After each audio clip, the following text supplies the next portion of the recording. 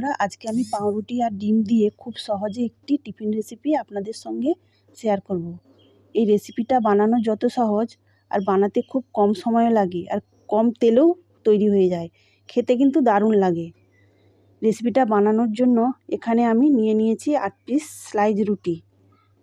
এবার একটা রুটির পিস আমি থালায় নিয়েছি।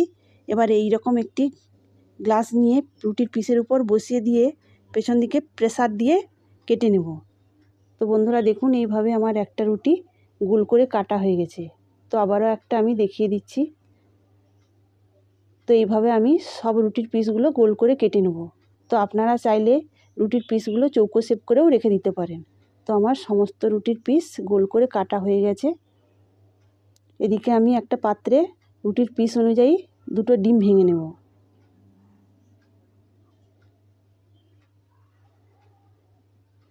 তো 2টো ডিম ভাঙা হয়ে গেছে। এবার একটা ছোট চামচ দিয়ে ডিমটাকে ভালো করে ফেটিয়ে নেব।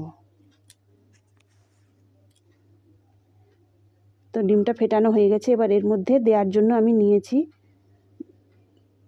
2টো মাঝারি সাইজের পেঁয়াজ কুচি, হাফ চা চামচ রসুন কুচি, হাফ চা চামচ আদা কুচি, 2টো কাঁচা লঙ্কার কুচি আর কিছু ধনেপাতা কুচি। তো এই সব কিছু আমি এই ফেটানো ডিমে দিয়ে দিচ্ছি। এবার দেব 1 চা চামচ চাট মশলা। তো আপনারা চাইলে জিরে গুঁড়ো দিতে পারেন।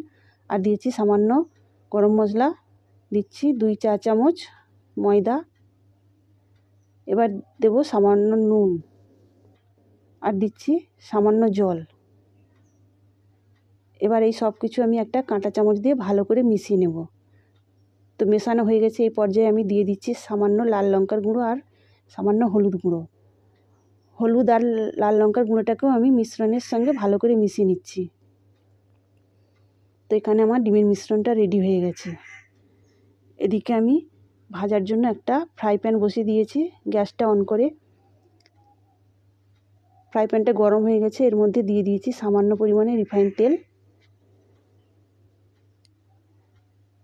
এবার আমি রুটির পিসগুলো ভাজার জন্য রুটির পিসটা ডিমের মিশ্রণে ডুবিয়ে নিচ্ছি। তো এইভাবে ডুবিয়ে নিয়ে আমি তেলের মধ্যে দিয়ে দিচ্ছি। তো দেখতেই পাচ্ছেন বন্ধুরা, আমি কিভাবে রুটির পিসগুলো ডিমের মিশ্রণে ডুবিয়ে নিচ্ছি। এইভাবে আমি 3টে রুটির পিস ফ্রাই প্যানে দিয়ে দিয়েছি। এক পাশটা ভালো করে ভাজা হলে অন্য পাশটা ভাজার জন্য উল্টে দেব। আঁচটাকে আমি মিডিয়ামে রেখেছি। তো এইভাবে আমি কয়েকবার উল্টে পাল্টে লাল লাল করে ভেজে নেব।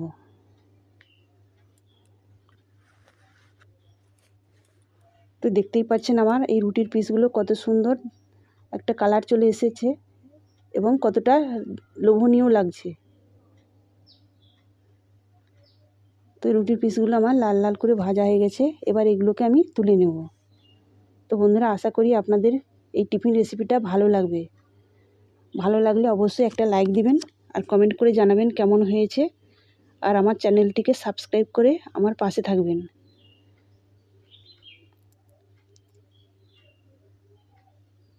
তো বাকি রুটির পিসগুলো আমি একই রকমভাবে ভেজে নেব। তো বন্ধুরা, আপনারা এইভাবে টিফিন রেসিপিটা বাড়িতে সকালে বা বিকালে জলখাবারে বানিয়ে দিতে পারেন। তাছাড়া বাচ্চার স্কুলের টিফিনেও দিয়ে দিতে পারেন। এছাড়া বাড়িতে হঠাৎ অতিথি আসলে তাহলেও বানিয়ে দেওয়া যেতে পারে, সবার ভালো লাগবে। তো দেখতেই পেলেন কত কম সময়ে কম তেলে আমার এই টিফিন রেসিপিটা বানানো হয়ে গেছে।